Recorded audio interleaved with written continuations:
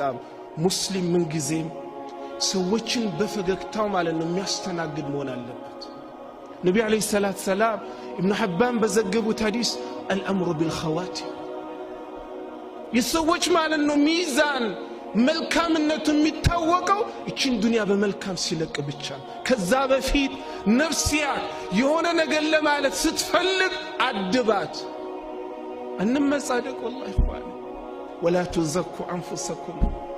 የማናችን ኢባዳ አላህ ዘንድ ተቀባይነት እንዳገኘ እምናውቀው ጉዳይ የለም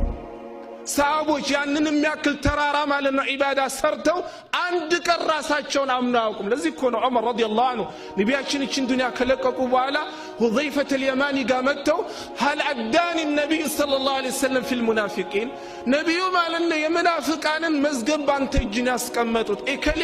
ሙናፊቅ ነው ብለው ላንተ ነግረዋል እኔን በሙናፊቃንን ሲቆጥሩ ከነሱ ቆጥሮኛል እንግዲህ በነብዩ አለይሂ ሰላም 10 ሙበሽራ ዱንያን ከመልቀቃቸው በፊት عمر في الجنة وأبو بكر في الجنة وعلي في الجنة وعثمان في الجنة وسعد بن أبي وقاص في الجنة وعبد الرحمن بن عوف في الجنة بلو كتقطروا عندو ناچو ግራሳቸውን አላማ ስለዚህ ኢንሻአላህ ተዓላ ብዙ ምን ነው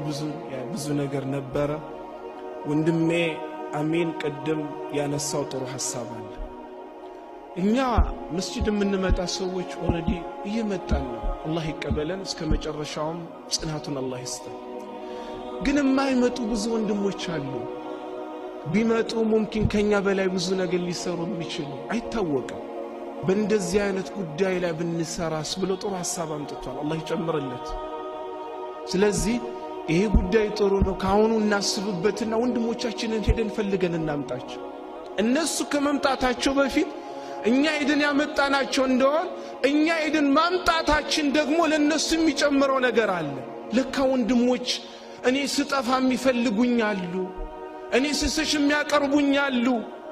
በትንሽ ነገር አድርገን አንቁጠረው ሄደን ፈልገን ማምጣታችን በእነሱ ላይ የሚጨምረው ነገር አለ ግልጽ ነው በመካከላችን ያለን ምናቆ ምንፈያን መጣላላት ሌላ ነገሮችን አላህ አውጥቶ